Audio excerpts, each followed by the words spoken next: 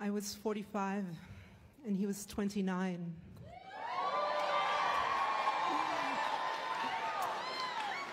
We met in a French medieval village called Bruniquel.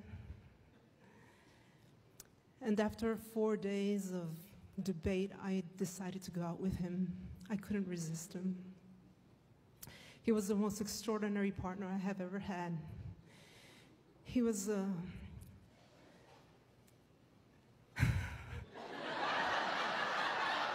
I am so nervous.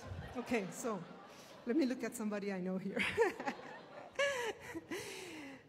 He was a painter and a sculptor. He loved Roman architecture, and he was building his own house with a patio and a fountain in the middle with columns. He loved nature. He taught me the names and the properties of trees and plants and flowers. He was an outstanding musician. He had created his own style of music that was flamenco music and Irish music put together.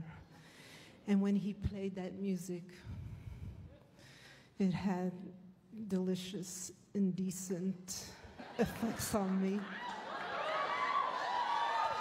Everything about him was exceptional. I couldn't believe that a man of his age and beauty and talent could be free and even more be interested in a woman of my age. As time went by, he was more and more exceptional. I couldn't understand really what was happening. We traveled a lot. We went to a lot of festivals where he performed with this group called Kill the Dog. He used to play Irish music.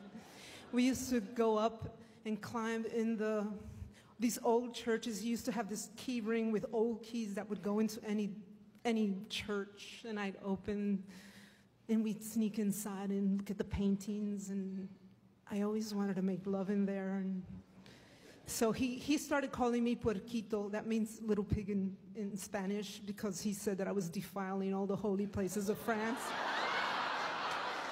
But he never said no, so I called him Puerquito too.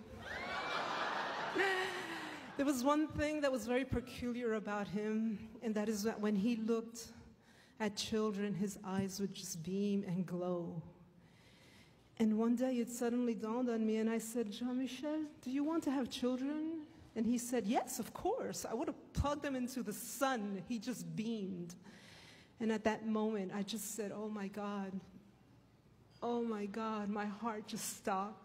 You ever seen Iron Man when he puts on his suit? It was that was my heart. I just barricaded my heart. My heart stopped.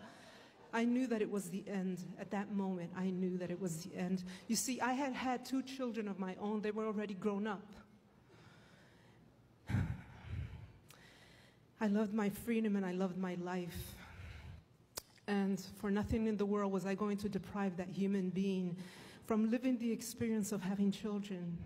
I went home and I cried all night long. And the next day I left him. But it wasn't over. For 3.5 years, Jean-Michel and I would struggle to go our separate ways. We would struggle to talk sense into ourselves. And in his folly, he was ready to give up his dream, and I was ready to give him kids. But we both knew that it just wasn't possible. We could not do this. We shouldn't do this. We shouldn't sacrifice our lives in such a way. So I began bringing girlfriends to our outings in hopes that he would look at them, but he would never look at them. I really didn't know what to do. We couldn't stay away from one another. We'd cry and just didn't know what to do. Our friends didn't understand us, our families even less. And time was ticking. I was almost 50. And then one day I was sitting in a terrace in Toulouse, drinking, and suddenly she walked by. It was magical, irreasonable. It was powerful. I could feel her essence. She had red hair. She was wearing a velour hat. It was a Victorian hat. It was a little bit crushed soft. She was the most beautiful thing walking on two pair of legs. And I walked up to her and started a conversation with her. She was an author for children's books. And for 4 weeks, I entertained a unique relationship with her until the day that I invited her to come and see and meet my friend, Jean-Michel. When they crossed, when their eyes met, and I saw his smile, I knew that it was good. It was good. It was good. I had arranged for a girlfriend to call me and tell me there was an emergency so that I could leave. He knew. And I hugged him, he hugged me, he wouldn't let me go. He said to me, don't leave me. But I just said, just be free. Make your dreams come true, be free. Even without me, just be free. So I turned around to never return. I walked away. They called me the next day. They called me dozens of times.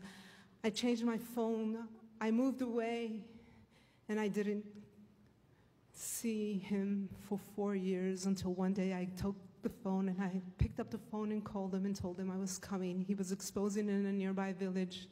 And as I walked into the gallery, I saw that 4 years had gone by, and this beautiful little redhead came running out with curly hair, and she ran towards me as if she had known me all her life, with the beautiful green eyes, and she said to me in French, "C'est toi la fée, c'est toi la fée." That means, "Are you the fairy